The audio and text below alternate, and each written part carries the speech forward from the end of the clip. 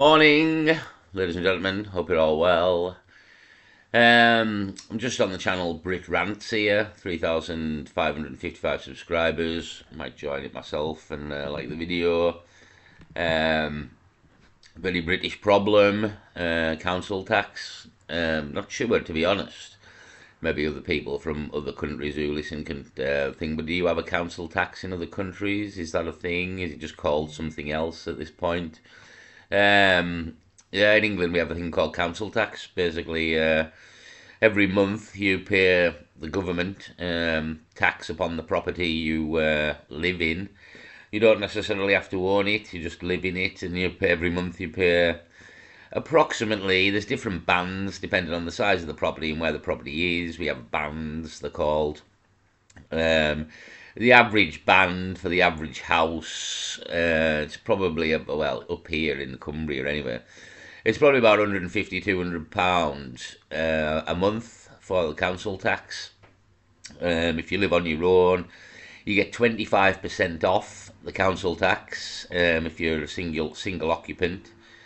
And yeah, that's basically the crack. You pay 150 to £200 a month, possibly more, depending on where you live and how nice and big your house is. You get 25% off if you live alone, and you pay that every month of the year. Well, if you pay, you can pay for 10 months if you want, and you get 2 months off, or you can split it over the 12 if you want. It's up to yourself.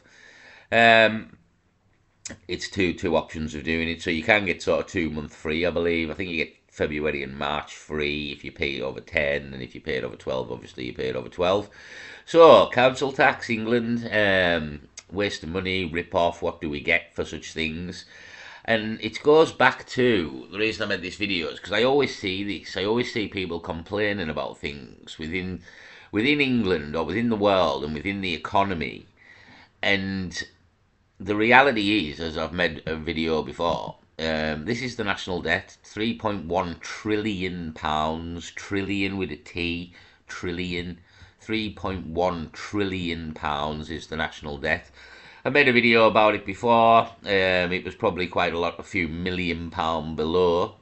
Maybe God knows how many millions below it was when I made the last video. It was only a couple of weeks ago. Yeah, £3.1 trillion in debt. Now, what people don't seem to realise is that everything is connected to this number. Everything is connected to this number. They have the cost of everything, the inflation.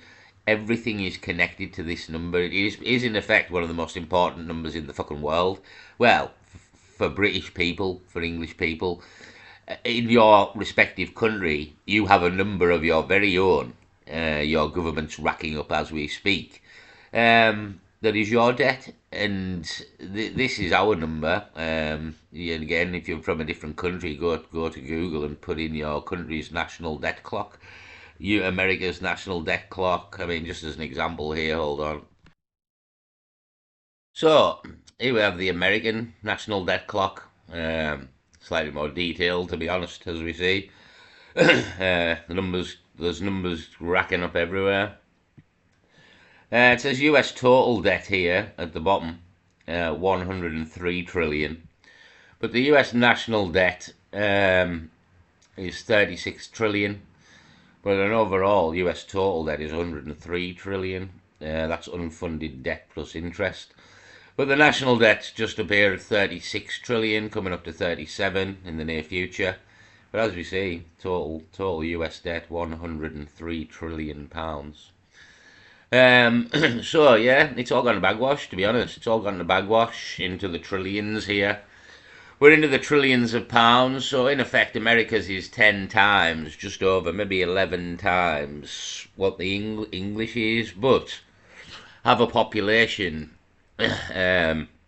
far greater than England, so it balances out across the people, you know what I mean? So as it says here on this one, although this doesn't change very often as we've seen, everybody owes 50 grand in England, basically. On the US desk clock, does it tell us on here? There's that many fucking numbers, be hard to find it. Debt per citizen, 107,000 here. Debt per taxpayer, $323,000 per taxpayer. $107,000 per citizen. We're on £50,000 per citizen, which I think will be a bit more. It's probably about 60,000 or something now. That never really changes much as this ticks over forevermore. So yeah, this is the problem. This is the problem. The national debt is the problem. The debts these countries are in, which then goes on to everything else. Because from what I believe, you don't. When we pay this council tax, it's not really going to the government. It goes to service these debts. Like that's what's we're in that much debt now. The government's having to pay. We're just paying the interest on it. To be honest, that's we're not paying it back. We pay the interest, which I don't know if it's on here. It could be the interest somewhere. No, I don't think it says. Yeah, we're paying the interest. We pay the interest on this 3 trillion, and we don't pay, but we pay the interest. That's what we're doing. So a lot of this is linked to that, and the reason everything goes up in price and inflation is because ultimately, the more money you print, the less the money is worth in the economy. Because Thatcher and Ronald Reagan removed the gold standard in 1982, I believe, and before that, you could print as much money as you had gold. So if your economy went to shit, you had the gold to pay and back it up and get yourself out of trouble. So Thatcher and Reagan removed the gold standard. We can print as much money as we want since 1982, and that's what we've been doing. And basically, there is a side effect to printing money like this, exactly like you're watching here. This is the printing of money.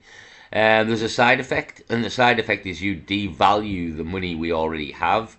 So that's why everything's going up in price. It basically is inflation, because we're devaluing the currency we have by printing more of the currency persistently, never-endingly, and it's not stopping.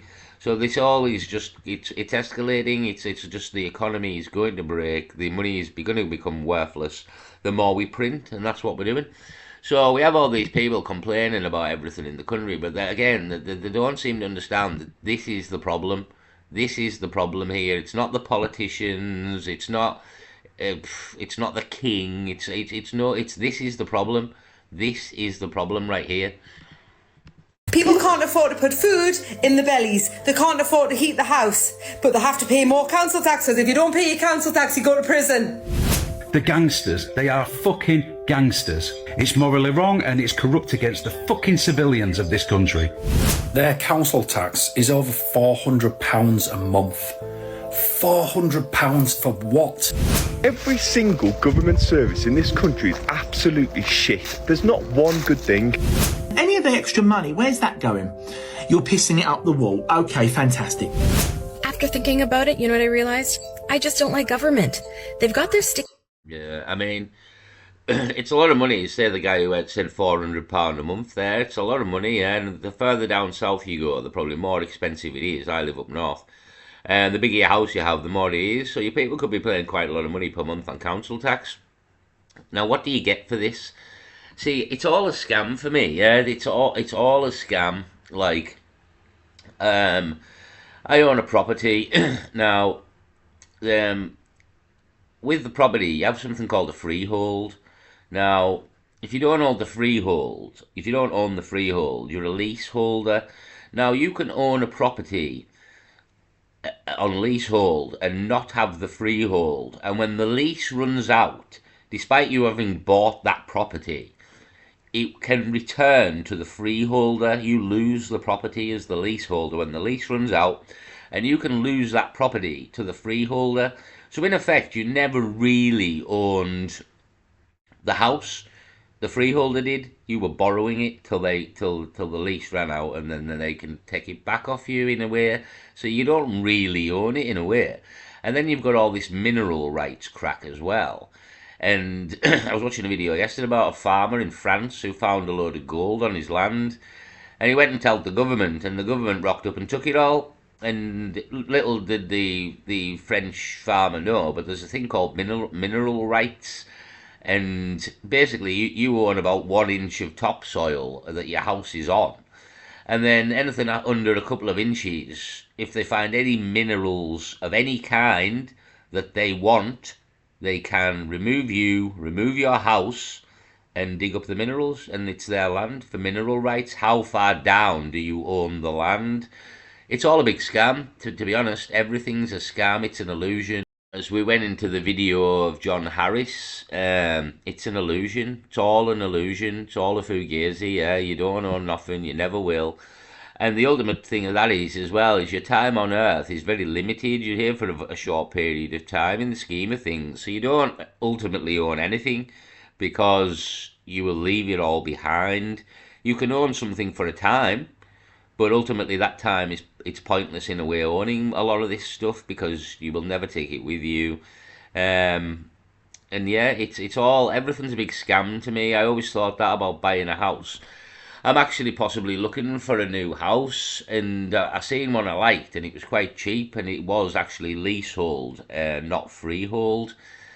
And I was talking to my mother about it, and she said it's leasehold, it's not freehold. And I said to my mother, I said, yeah, but if I inquire about this house, and the lease is 50 years, well, I'm not going to live 50 years. I won't live till I'm 95, no chance. So to me, if that leasehold was 50 years, it would do me. I mean, whoever I left the house to might lose it.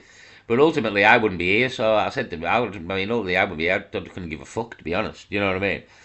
So, as much as it is a scam, it depends which way you want to look at it in longevity as well. If you want to, like, keep your family rich and pass down your inheritance and all this crap. But I haven't got any kids or anything, so it's not a massive thing that's, like, in my mind, if you know what I mean. Like, who do I leave this to and all this? Because I haven't really got anyone to leave it to. I mean, I've got nieces and nephews, obviously, which I will, but they're not my direct underling family, like my son or my daughter, if you can understand what I'm saying. So the connection isn't quite as strong, and that's kind of who you leave things to when you die, your son or your daughter, primarily.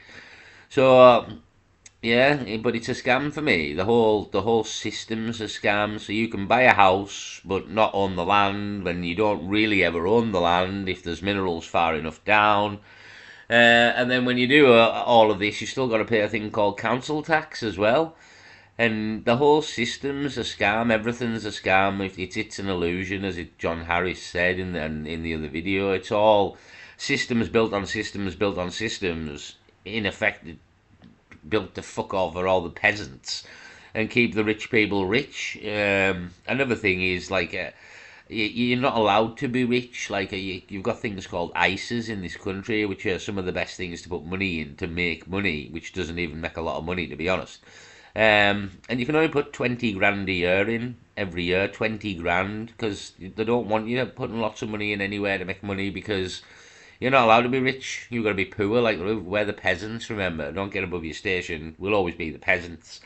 And that's the way it'll stay.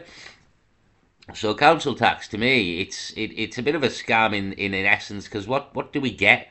I mean, people say you get your bins emptied there. Council tax pays for your rubbish, or the police, the fire, all these things. But then when we watch John Harris, apparently all these things are on company house, trading, police stations are trading, fucking politicians are trading.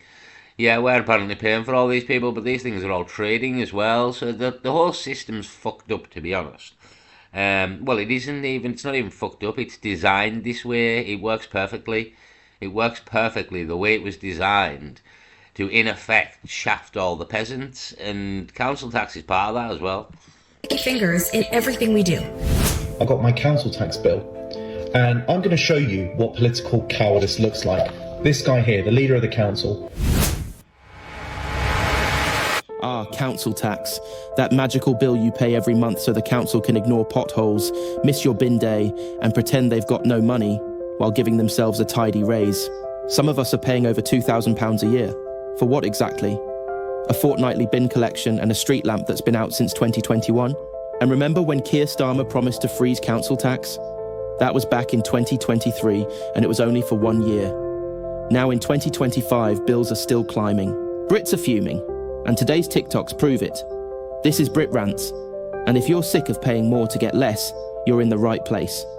This is Brit Rants. So any British people out there, probably a good channel, because I'll tell you now, nothing's going to get better here. That's the beauty of it. That's if you understand what I've been trying to say for quite a while here, with this number here and the Americans' numbers here.